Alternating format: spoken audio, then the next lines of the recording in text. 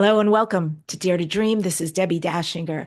Today on the show, I'm going to be speaking with George Noory, the host of Coast to Coast AM radio and also GAIA TV's Beyond Belief. George Noory is here, unplugged, and he's going to be sharing some backstage secrets, his singing, and the mysteries that keep him up at night. And I actually have a second guest today. I'm excited about this. Senior producer, Tom Danheiser. We're going to be going behind the mic with Tommy D, the man who powers Coast to Coast AM, with stories, a producer's lowdown, and maybe some surprises you didn't know about. Dare to Dream podcast has won 3 Talk Radio Positive Change Awards, the COVR Award for Best Radio and Podcast Show. Welp magazine named Dare to Dream one of the top 20 best podcasts to listen to this year, and it's high ranking on Apple Podcasts. This show is sponsored by Dr. Dane here and Access Consciousness. I thank them for their support over the many years. They do beautiful energy work out into the world. So if you'd like to take one of their classes or become a facilitator, go to drdanehere.com. Folks, have you wondered what your galactic ancestry is? You can unlock your cosmic potential with a free starseed report and a video exploring various types of starseed. It's very captivating information. And here you can uncover, finally, your galactic origins. And it's very detailed. So don't miss this opportunity to connect with your star lineage. Go to DebbiDachinger.com/starseed. That's DebbiDachinger.com/starseed. Well, up first, my guest, George Noory, host of the nationally syndicated Coast to Coast AM, captivates millions of listeners with discussions on the paranormal, time travel, alien abductions, and conspiracies. He's a seasoned broadcaster with an Emmy-winning news career. George Noory took over Coast to Coast AM in 2003, following Art Bell's retirement. His passion for exploring the unexplained dates back to his youth and has driven his decades-long career in radio, television, and writing. George has authored multiple books. He hosts Beyond Belief on GAIA TV, and he appeared on Ancient Aliens and The Larry King Show. George Noory, a Detroit native and U.S. Naval Reserve veteran, continues to this day to seek answers to the mysteries of our time. And with that, I welcome the amazing George Noory to Dare to Dream. So great to have you here. Welcome. Debbie, it's great to be here with you, and it's exciting to see your incredible book cover behind you, Dare to Dream. You look great back there. Thank you so much. It's so fun to do this with you, to turn the tables. You've been so kind to have me on Coast to Coast as a guest, twice now on GAIA TV as a guest, and it's been beautiful being in your arena, seeing you do what you do. So thank you for coming on the show today. So many people are fascinated by you. And I want to start with the fact that at 13 years old, your mother gave you a book, and this started all this fascination with the unusual. So what was that book, George? What was the book, and what happened? God love Mom. She's going to be 96 in a few months, still going strong. She gave me a book called We Are Not Alone by Walter Sullivan, who at the time was the New York Times science writer. And it was about his theory of life out there in the universe, what was out there. And as a little kid, as you said, 13 years old, I'm digesting this book, going through it, going, wow, this is fantastic. I want to cover these things. I want to cover these stories. And I realized at that age, Debbie, that to be a broadcaster might be the only way to get the answers to these questions I had. Because if I just picked up the phone and said, hi, this is George Noory from Detroit. Do you have some time to talk to me about this and that? I don't think they would. But if you can pick up the phone and say, hi, this is George Noory from Coast to Coast AM, or whatever outlet I was at the time, they're more apt to listen to you. And so I decided at that very young age, was another episode we can talk about in a moment that got me involved in this, that I wanted to go into broadcasting to uncover these stories. The other one was the Barney and Betty Hill story, the abduction case. Look magazine had that on the cover as the interrupted journey. And I was obsessed with that. So I combined all those together and decided that's what I want to do. Then when I was 11, 2 years before that, I had an out-of-body experience. I never got sick from school. This one day I stayed home. I had a fever. I was in bed, and I wake up, and I'm bouncing on the ceiling, looking down at my body in the bed, and I'm going, wow, what is this? Is this a dream, or what is this? And at that moment, it slammed my astral body back into my physical body, and I woke up.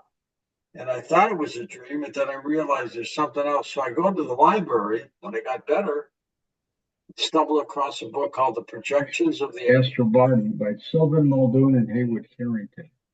And they had a cover of an astral body floating above a physical body. And I said, that's what happened to me. So that at 11, combined with the 13-year-old George Noory, who looked at the We Are Not Alone book and the Look magazine article on Barney and Betty Hill, got me into this business that I haven't stopped yet. That's amazing that you would have those kind of experiences. Did you ever have another out-of-body experience after the age of 11? I've never had one since then. I have tried. I have thought I got close, but it really never has happened yet for me. I don't know what I'm doing wrong. I've had so many experts on the program trying to convince me that I'm doing the right things, but I just can't seem to separate anymore. Interesting. And maybe it was just meant to wake you up to the exact information for you to be a leader in this field, to have those conversations. I know, George, that you also, growing up in Detroit, you had two younger sisters, son of a Lebanese Egyptian father who worked at Ford Motor Company, and a Lebanese American mother, and you were raised Roman Catholic, which is super interesting that you got into all this. So your fascination for the paranormal, for ufology, starts as a child, and then you join this UFO organization as a teenager. Talk about that and what precipitated you next going into ufology. I somehow stumbled across an organization called NICAP, the National Investigations Committee on Aerial Phenomena. And it was headed up by a fellow military guy named Donald Kehoe. And it was about UFOs. And he had experts joining it, scientists, theologians, experts who believed in life out there as part of this organization. And I joined it at that very young age. And I remember getting the mail. I got a little card, little admission card, George Noory, member of NICAP. And I was so excited about it. But that helped me get into this field of information and investigating UFOs. And I just never stopped, Debbie. I never stopped. I also recall watching you on Gaia TV, and you were interviewing somebody, and you told an absolutely beautiful story about an experience you had as a child with an angel, and it had to do with a fire. Will you share that story? My mother was born in Fitchburg, Massachusetts.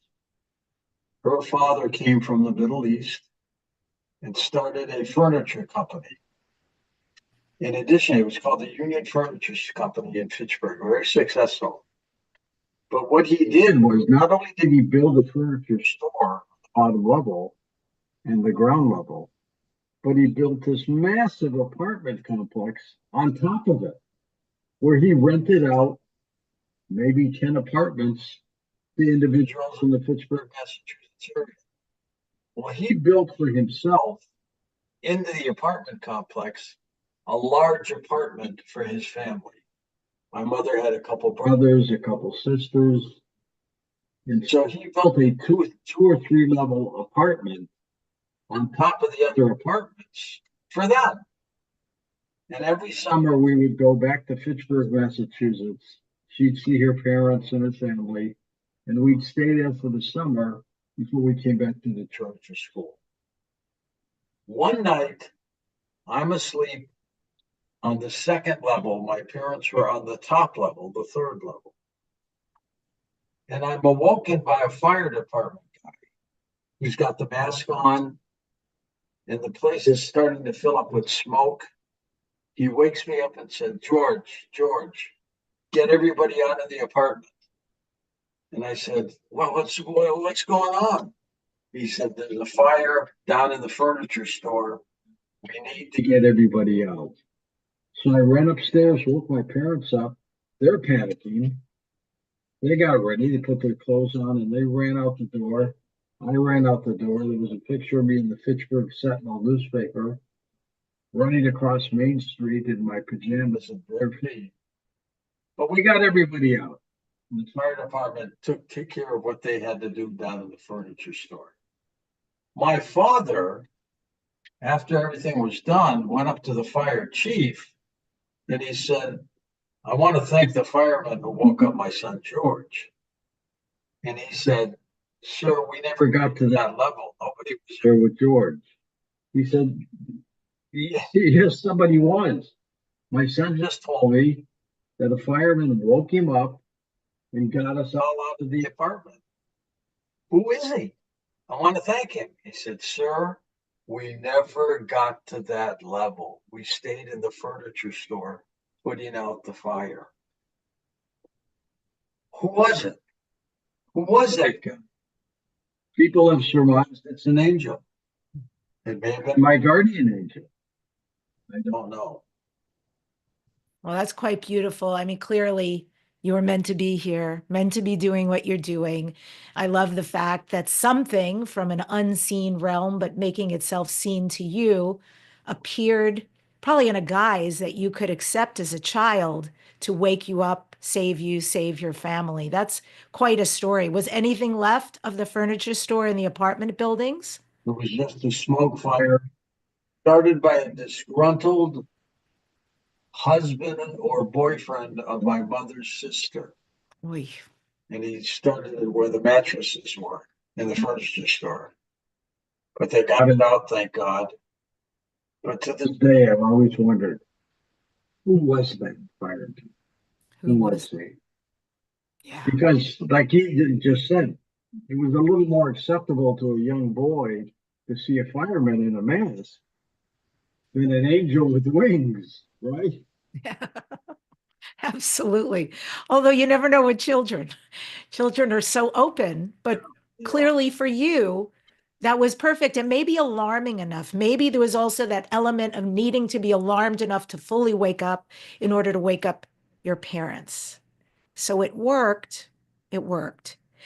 Fascinating little reference points throughout your childhood, knowing what you want, going after your passion, deciding broadcast is the venue for you. And then, of course, you have a career, and then this huge opportunity comes along where you are asked, will you please fill the shoes that are going to be left by Art Bell? That's big time. How was that for you? That offer, that choice to take the opportunity was exciting, scary, fascinating.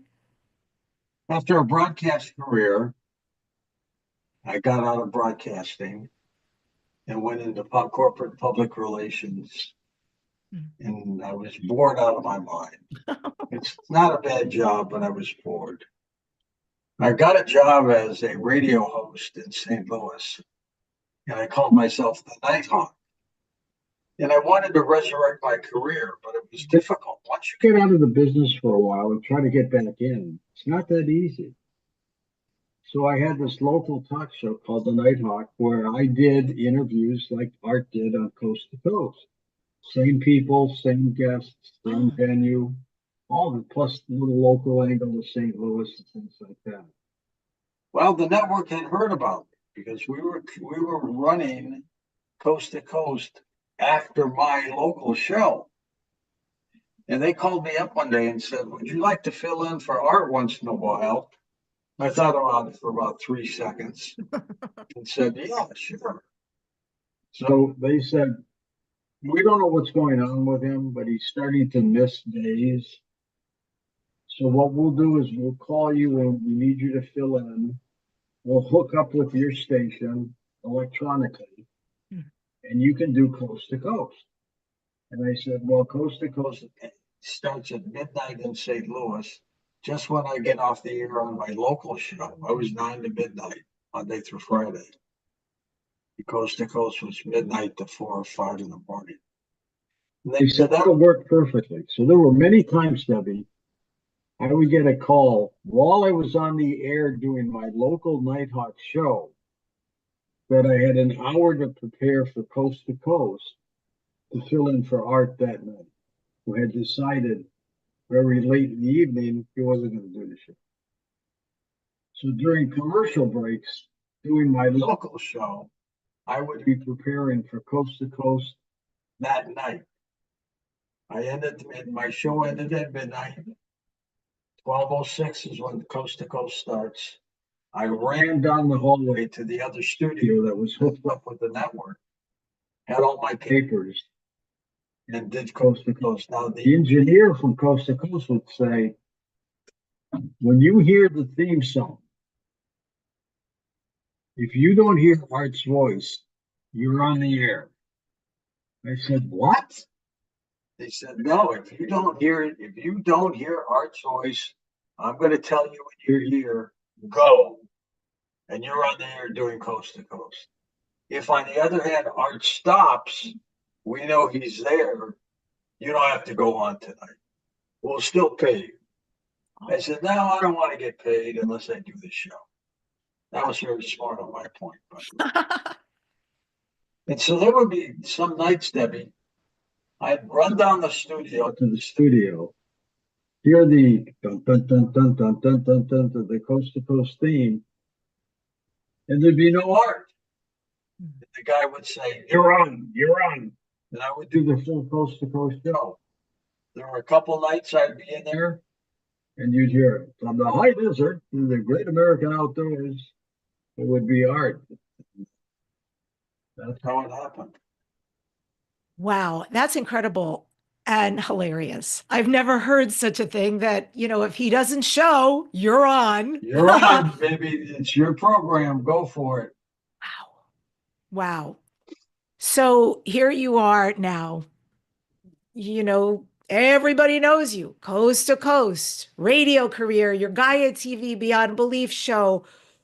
Has there been over all these years, all these phone calls, all these cameras, ever been somebody who sat in front of you or is on the phone who shared this mind-blowing experience, something more than anything previous in your career?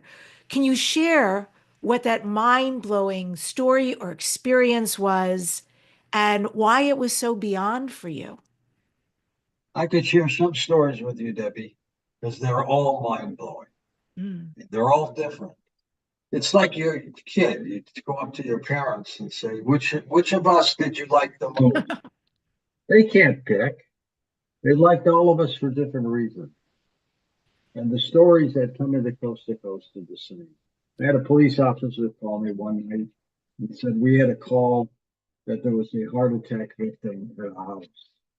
And we got there before the first responders.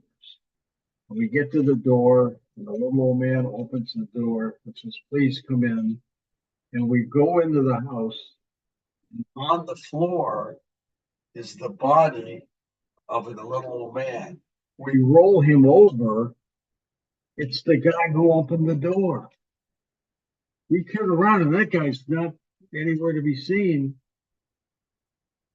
The victim, who was dying, opened the door for us spiritually. And we got in to get the body out. And anyways, we saved the guy before he died. Then there was another guy, a truck driver, calling us, talking about how he was driving on a windy, mountainous road, curvy, with cliffs and everything else, and he was falling asleep. As he dozed off, 2 or 3 o'clock in the morning, probably listening to me, but as he dozed off, He woke up and realized he's going over the cliff in his truck. Wow. He then sees a hand on his steering wheel, not his two hands, but a third hand that pulled the truck back onto the road. And he got his composure. He stopped the truck. There's nobody else in the cab. He was all by himself. Who did that? And there was another guy who called. He was out swimming in the ocean. His friends were on the shore. And he swam out a little too far. And he started going under. The current was pulling him under. And he said, George, I was gone. I was drowning. I'm about 2 or 3 feet underwater in the ocean. And I see a hand on the top of the water break through the water and reach down to me. And I grabbed it. And it pulls me up where I came out of the ocean and I'm breathing again. And my friends were coming to get me. I turned around to thank that individual who came out to save me. There was nobody there. Those stories just happen time and time again. It's beautiful. It's really beautiful that there's that level of help when people need it. And I think their time is not up. And the synchronicities that were just unbelievable. One of my first interviews when I was a 21-year-old reporter in Detroit was ufologist Stanton Friedman. Did you say Stanley Green? Stanton Friedman. Stanton Friedman. I wanted to interview him. My news director wouldn't pay for the overtime. I did it on my own. Had a great interview. He was a great guy. My first real interview, one-on-one. Jump ahead years later. He's a guest on Coast to Coast. We talked about these stories and stuff like that. I'm at a live event in Columbus, Ohio. He's one of our studio guests, stage guest. I interview him. We wrap up the show. He goes back to Toronto, dies of a heart attack at the airport. The synchronicity here was he was my first radio interview. I was his last interviewer. You can't make this stuff up. Powerful. That's really powerful. Wow. It's like you guys had a contract to Gives do you this. chills. Yeah, for sure. Amazing. Speaking of chills, by the way, I will say several years ago at Conscious Life Expo, there was a talent show. I don't think there was one this year, but there was a talent show. And I was in there. I just went in to talk to somebody before the dress rehearsal. And then I saw you on stage. And I turned to our mutual friend, Gina Salvetti, and I said, George, what is he doing? And she says, oh, he sings. And I hadn't known that. Of course, many people know that about you. I didn't know that. And you started to sing an Elvis Presley song, Wise Men Say, right? And what a beautiful voice you had. I was looking at Gina like, I had no idea of your many talents, that you are also a singer. So tell me about that. Have you been singing your whole life? And in what different factions did singing take form in your life? Started singing when I would listen to the records that Mom used to play in our house. And I would try to mimic the performer.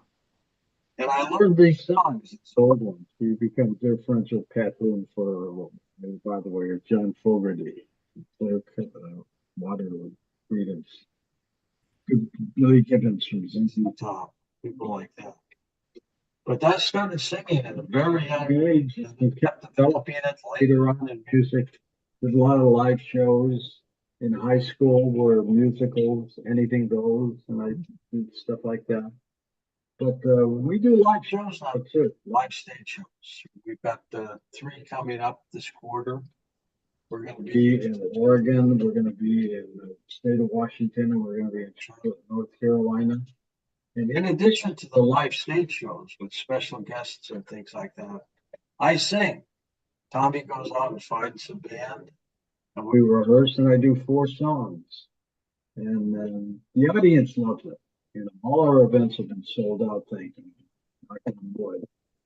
But They love the singing, and I do too. It's fun and enjoyable.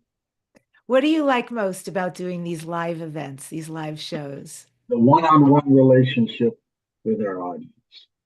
Radio is great, and when I broadcast to one person. I broadcast to you, somebody else, not the 3 million people who are listening. Mm. But what I like about live stage shows is you actually can see them smile, see them frown, see their eyes glisten. You don't get that from the radio, Right. but you get these from the live stage shows. Mm.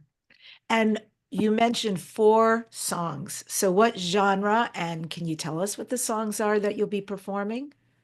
I change them and mix them up depending on the city, but Mhm. they run the gamut from Frank Sinatra to Engelbert Humperdinck's "Love Me with All Your Heart," the Elvis song you mentioned. We mix them all up, keep people going. Mostly standards then. Oh yeah, emotional Beautiful. songs. Do you have backup singers? No, but that's not a bad idea. You want to do it one day? I would love. Love, done, sold. You do the hoo-ah, hoo-ah in the background. All the oohs and ahs and whatever harmony. You got it. That would be a blast. Absolute blast. We could do that. And so you said Tommy runs out, he gets a band. What kind of band? Are we talking like jazz band? Are we talking about a studio band? Are we talking about a big band? It's a combination of 3 to 5 people, a little keyboard, guitars, things like that. Well, I keep telling them I want violinists in the background, but we'll see if he does Oh, that one day. that would be beautiful.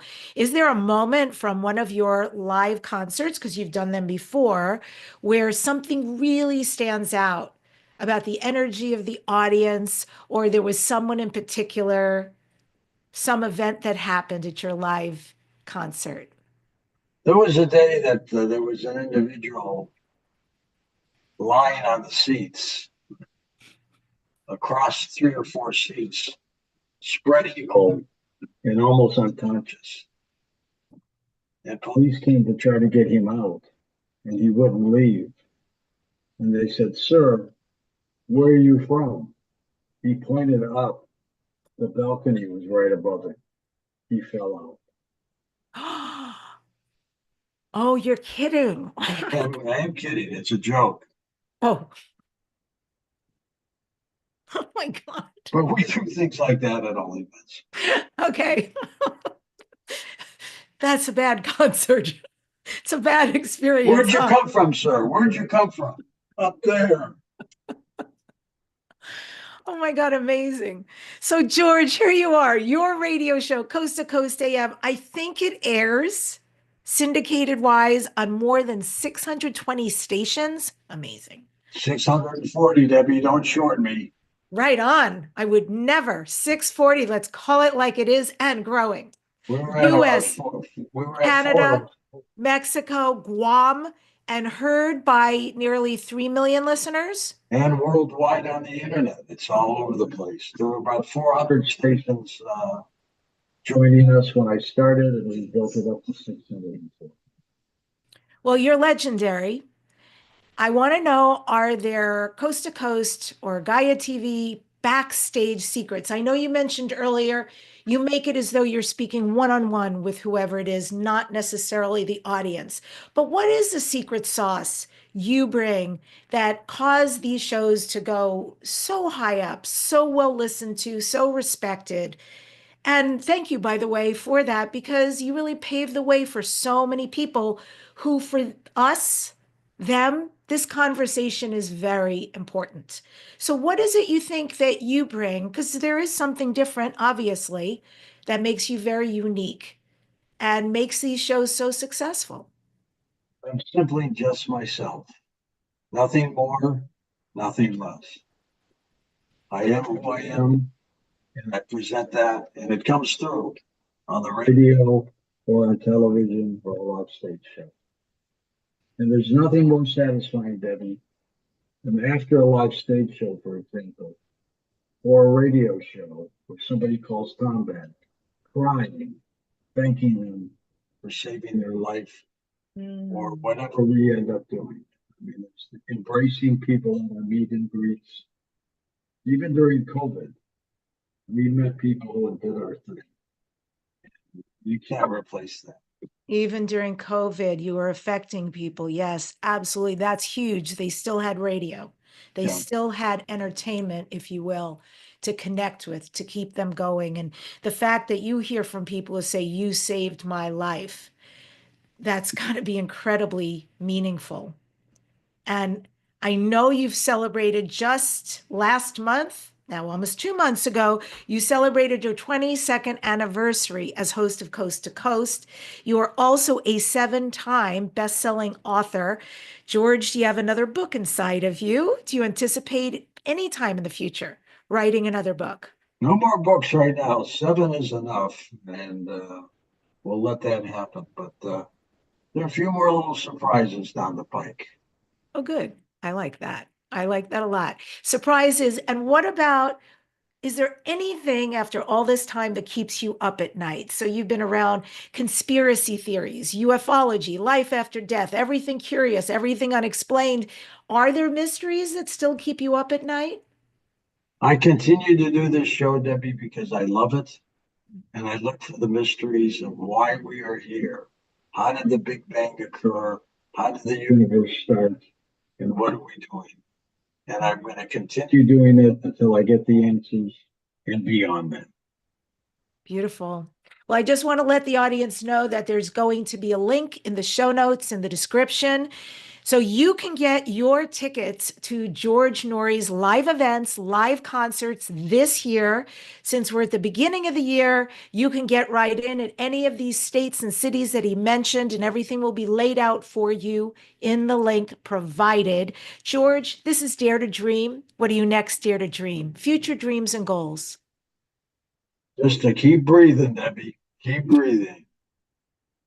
Thank you, George, for everything you've done for us, for this subject. We're so grateful to you. And thank you. Look forward to hearing much more about your live shows.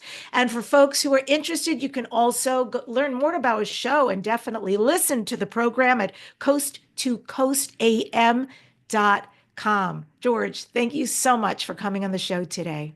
Thank you, Debbie. It's great to see you. And thanks you for your book, Dare to Dream. Great job. Yeah. And folks, now we're going to head into part 2. This is so fun that we're doing this way because we're going to be bringing Tommy D. Danheiser onto the program. So we're going to have a little switch of guests here, and I'll give you his bio.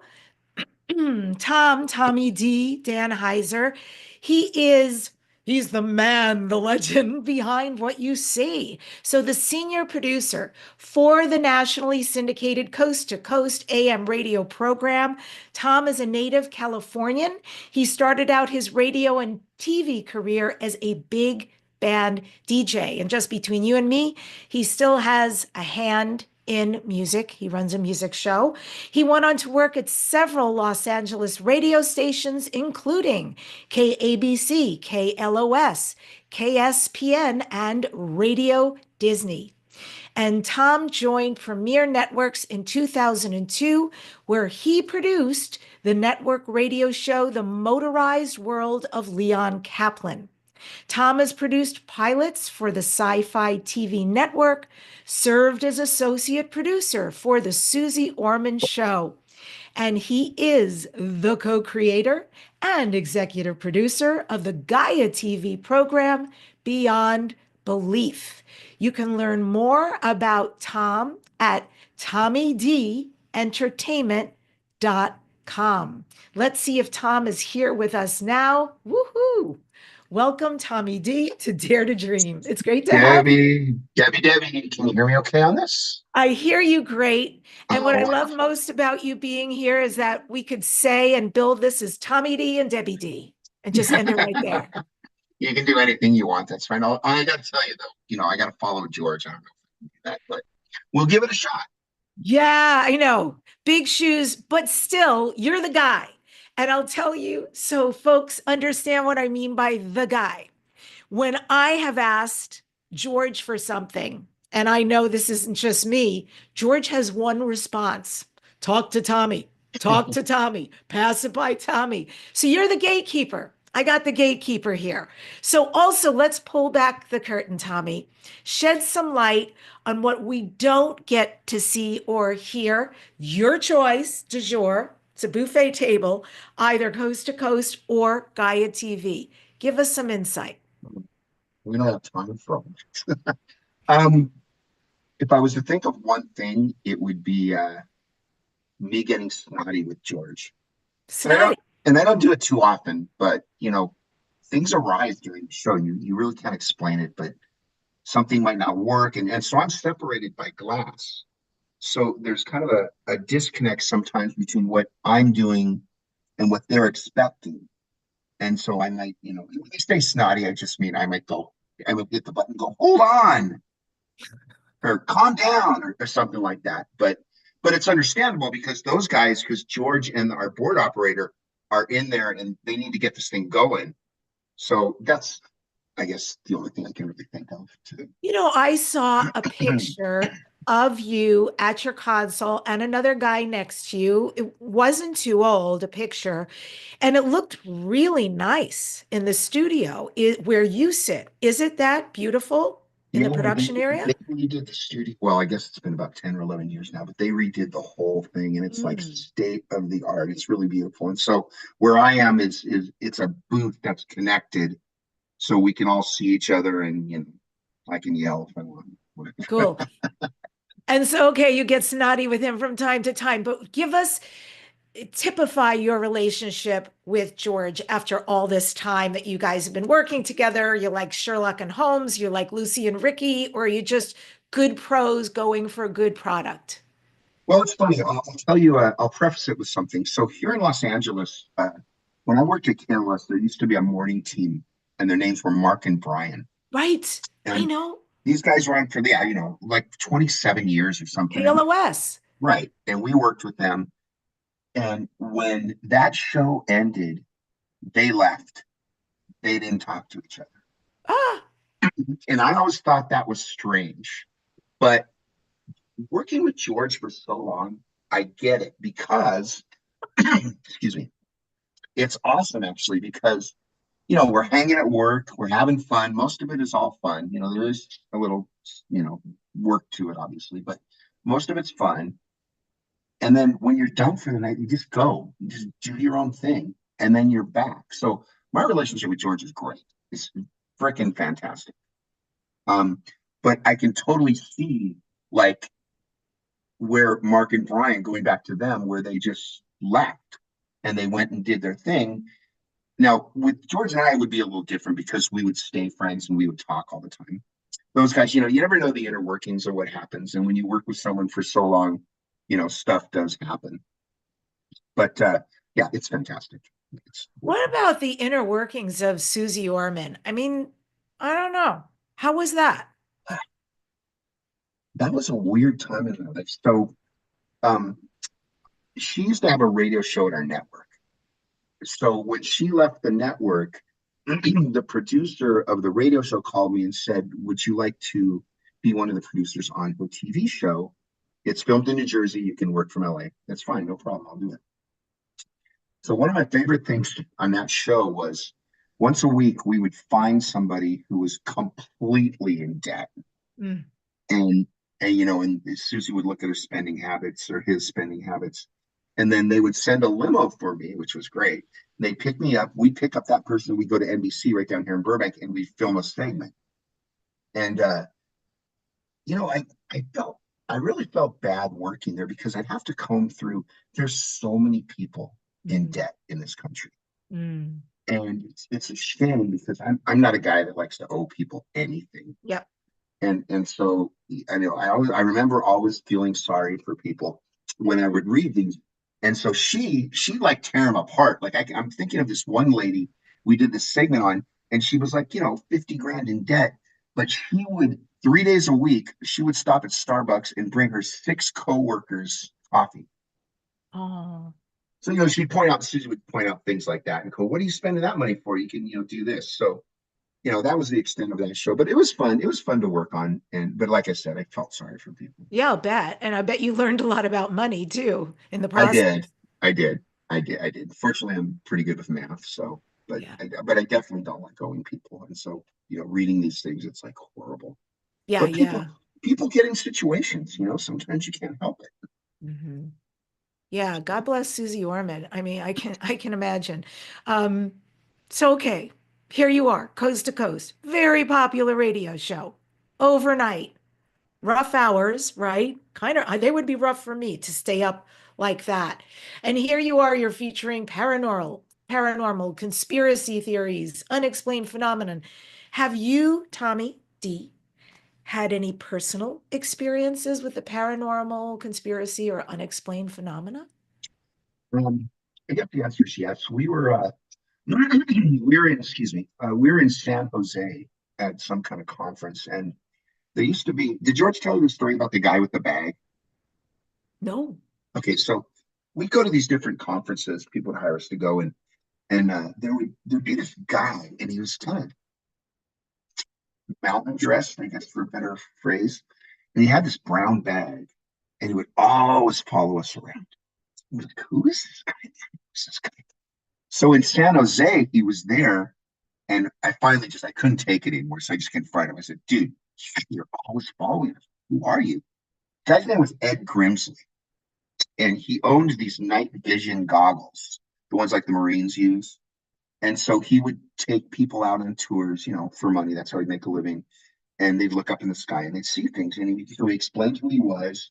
And he said that, let's go up to the roof and I'll show you, and you'll see these ships that are zigzagging and warring with each other, fighting.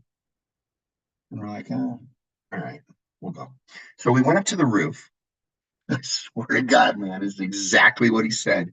These goggles are so cool. And you see all this great stuff in the sky that you don't usually see. And these things were zigzagging, man.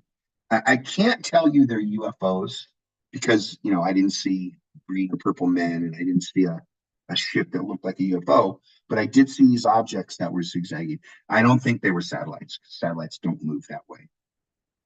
So that was pretty anomalous. Other than that, I haven't really experienced too much. I'm a hard sell when it comes to that. I mean, I believe in it, but for some reason it doesn't come to me. It doesn't, people talk about how they're dead relatives and people visit them and say I'm okay. And, I haven't had one come to me and say I'm fine or I'm doing okay. So I'm sure they are doing okay. They just haven't, for whatever reason, made it Yeah, over to me. that's very typical. And it's interesting. Remember Stephen Bassett, who does all the lobbying for disclosure. I mean, the guy is very famous and very outspoken, incredibly knowledgeable, has never had a UFO experience, which I Well, find very interesting.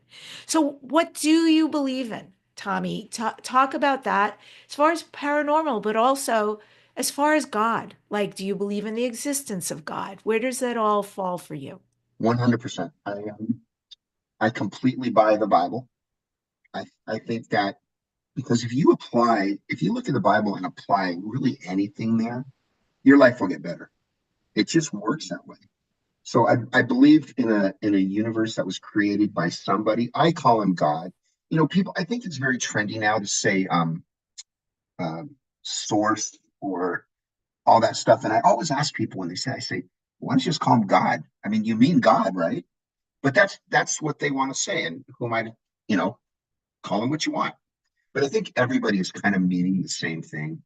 That there's some force out there that created this universe. And George talks about this all the time. If you look, things are too perfect for this not to be designed. Like, Debbi, you hit a few buttons. I'm here. I'm not near you. I'm miles away. Or you go to a gas station, you fill up your car and your car drives. Or you're hungry and you pull in a drive-in and you get some food and now you're satisfied. Everything's like in this world is designed to work. So how can it not be some sort of creator up there that's done it? I lost you. I don't have your volume. Mhm. Is There that you go. something you came to on your own, or Was that something you were raised with, or how is this all manifested for you? Well, I was raised Catholic, but I think somewhere along the line, I got this thought that the universe is so great and it just takes care of itself. And it does, because one way or another, the universe will solve your problem. It may not be to your liking, but it'll solve your problem. It always does. It just, that's the way it works. So I think somewhere along the line, I grew up and I just thought about this stuff. And I mean, because it's such a great world we're in. I mean, for all the bad stuff, for all Mm. the politicians, for all the people ripping you off, for all the bad people on the internet, it's still such a great world. And here, I'll tell you, where was I? I was driving the other day and I looked at a tree and I thought to myself, that's a beautiful tree. Mm.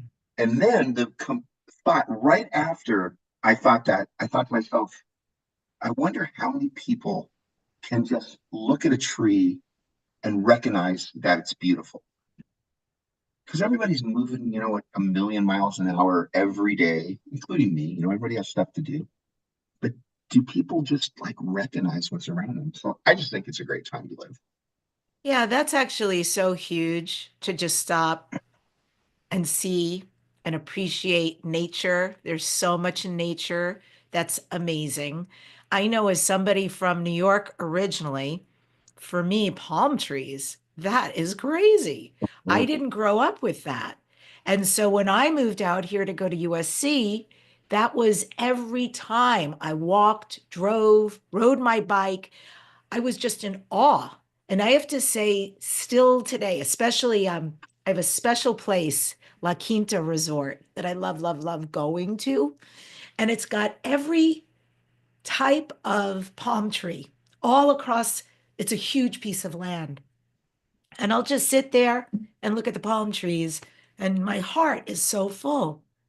I really recognize the beauty and how indigenous it is to this place. don't fool yourself. That's a gift. If you can Yeah. do that, if you have the ability to do that, that's a gift. Because I am sure somewhere walking around this world are people that just are drones. They get up, they dress every day, they go to work, come home, they watch a show, whatever they do, and they do it again. Blah, blah, blah. So that's a gift. It is a gift. I love hearing you say that and the way you couched it by saying, look, there's all this stuff going on in the world, but remember, like, keep your eyes open. There's so much beauty here. There's still so much good. I think that's really, really important right now. It's a beautiful balancing factor. And you, besides having an amazing career thus far, you've got your King's hat on. I know I you do. love hockey games. You like to play pool. What are your secrets about living a great life? It's funny because I joke around. Someone asked me that once, and I said, work hard, play hard, be kind to others, and plenty of ACDC.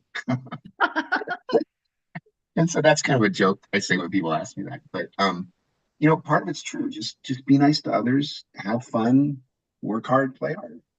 But And you do like heavy metal music, right? I like all kinds of music, but that is my favorite. But I grew up in the 80s. I mean, everybody listened to it in the 80s. So I walked the Sunset Strip.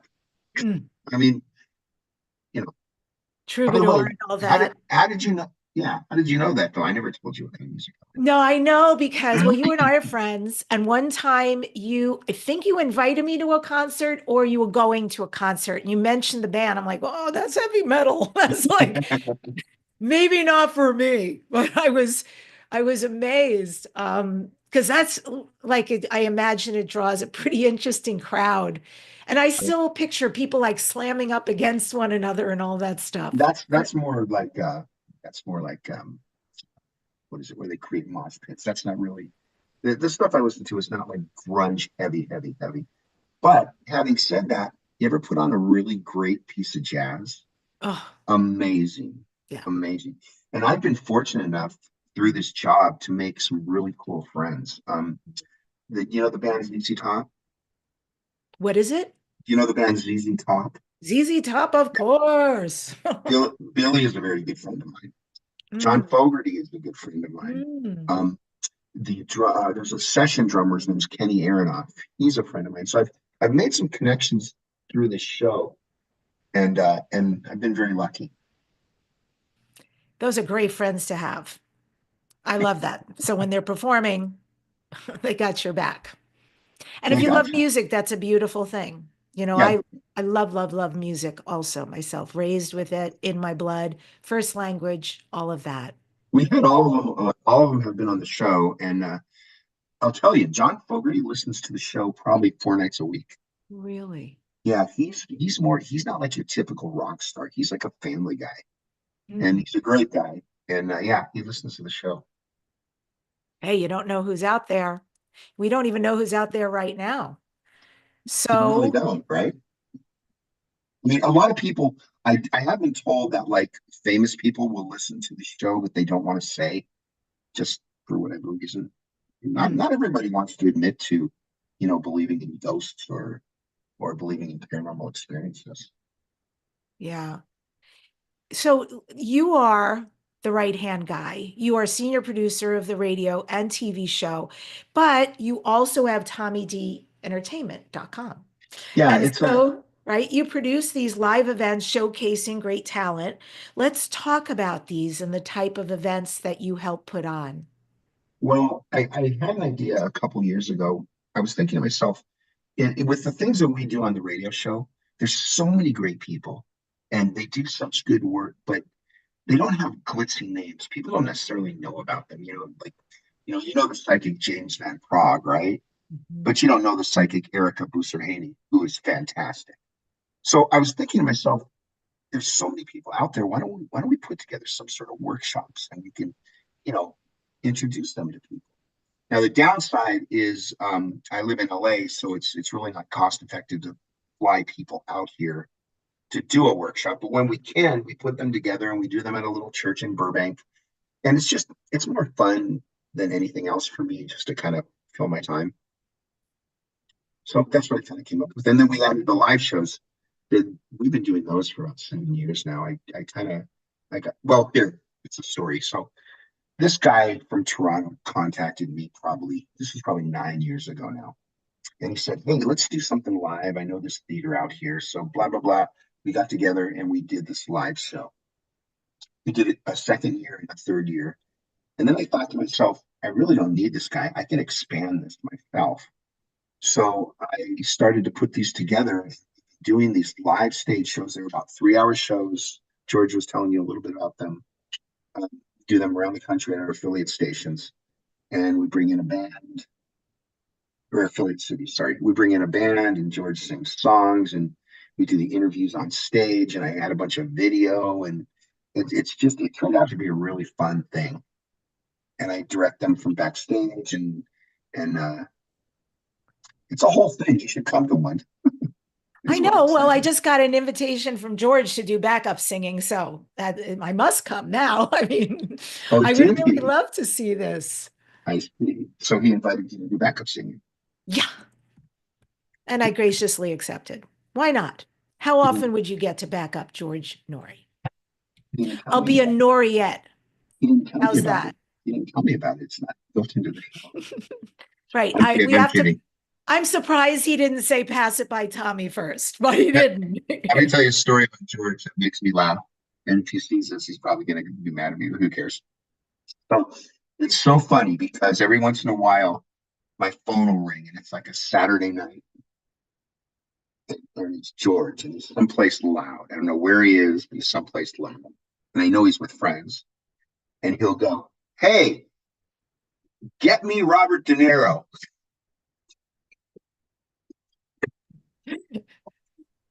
Okay. That's easy. So I'll just reach in my pocket and get out the number. He's so funny. Beautiful. He makes me Well, laugh. has anybody ever freaked out at one of the live shows just to see George, and have they lost their mind seeing George on stage, or is everybody pretty much well behaved in the audience? Everybody's well behaved, but there was one of our very first shows. There was this listener. His name was Barry. He's gone now. He used to call the show all the time. And Barry was from Rock Hill, South Carolina. So Tommy, I gotta tell you, right? That was Barry. Really nice guy. So he called the local station. Where were we? We were in Asheville, and he was bugging the hell out of them, and so they got him some tickets, and so he called the show and he said, "I gotta tell you, I got front row. This is gonna be great." So he's just flipping out, right? So Barry's great. So fast forward to the show, and right before the show, we peek out the curtain and we see how the house is filling up because we want to make sure it's filled before we start. So there's this guy in the front row, and man, this guy's dancing and he's moving around. He's looking like he's having epileptic seizures, and he's drunk. And where are we on? Signs and everything. Are we on? We're gonna go on terrestrial radio, right? Oh, are you being careful of cursing? Yeah, because I just almost dropped it. I thought to myself. So anyway, we're like, what the heck? Who is this guy? So we sent one of the security guards down and said, you might have to throw this guy out. It was Barry. All he was doing, he was just having fun. He was just dancing to the music because we play music as you walk in the theater. And he was just dancing and having fun. So it's kind of a fun story. But no, people are well behaved. They get in line for the meet and greet after, which is really fun. I like talking to them, and they're pretty interesting people. I was curious because I know that you have these VIP seats. So let me just go through this so folks understand, because I'm sure there's people listening who are like, okay, where do I get tickets? So the next one, and you'll correct me if I'm wrong, but the first one actually up, George Noory Live, will be Saturday, April 19th. Right, in Charlotte, North Carolina. Charlotte, North Carolina. Maybe Barry will cross the border and come in Maybe. from South to North Carolina. It's going to be 5 to 8 p.m. at the Booth Playhouse. And this is supposed to be fun. It's supposed to be conversation, music. And then Tommy was just talking about special guests. It's really interesting. So the psychic therapist, Vincent Jenna, is going to be there.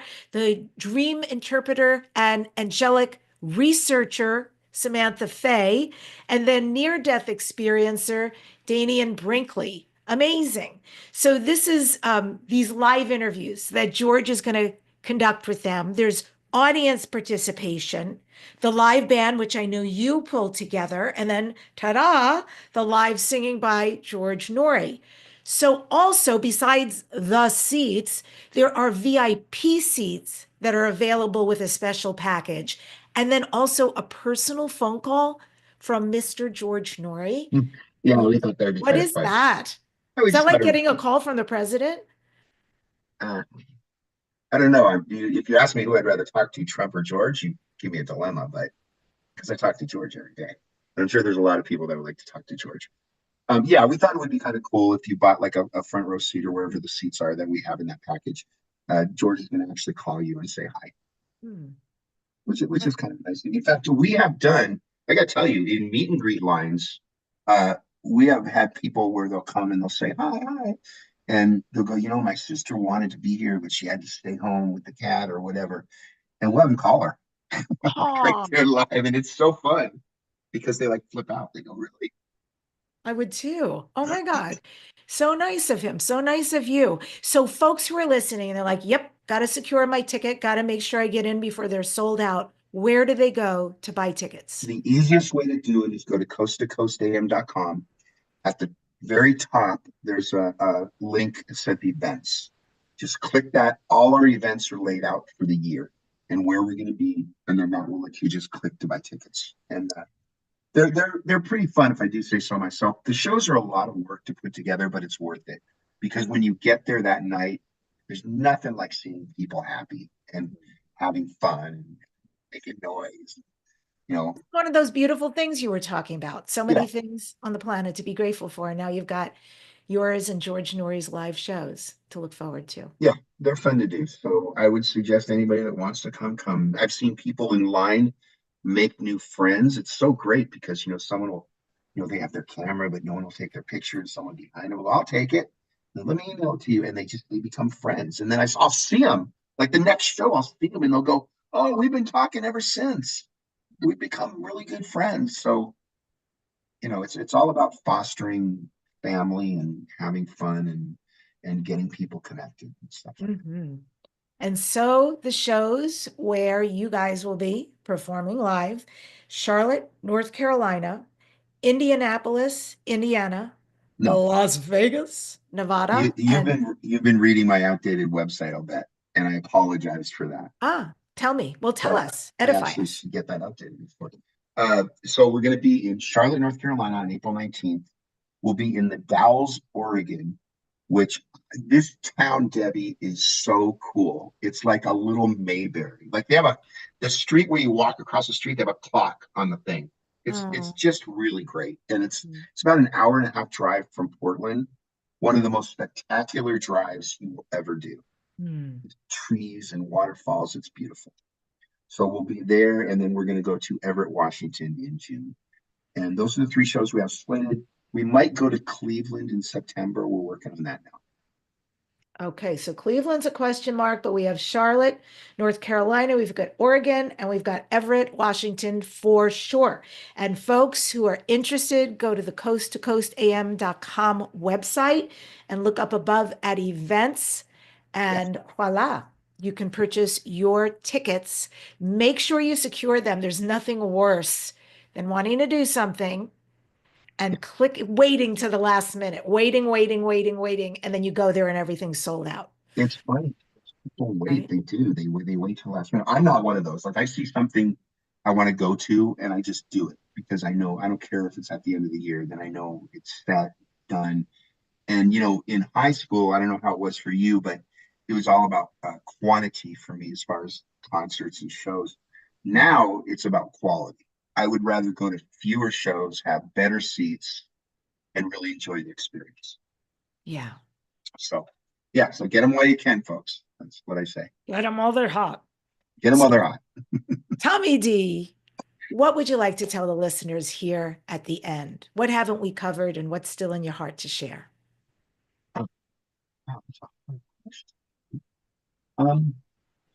I think that, if we're at the end and I got to say something, you only go around once.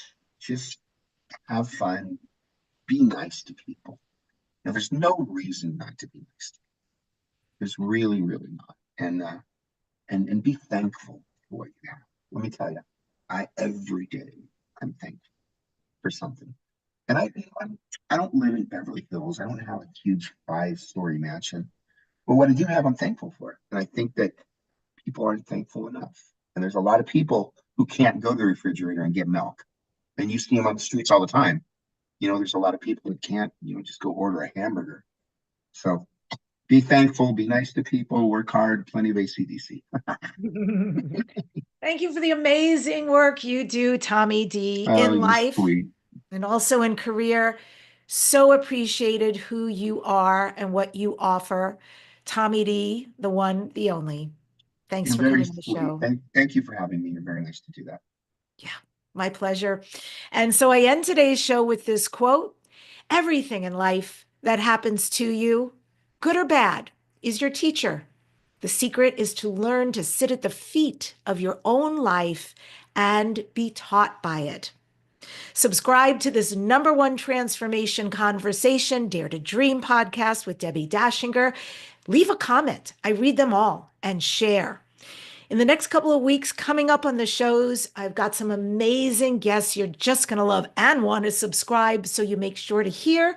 Trinity Oracles is going to be here with 2025 psychic predictions. They promise 2025 is a crazy year in store for us. Additionally, next up, podcasts with Bob Frizzell, George Haas, and Ben Stewart.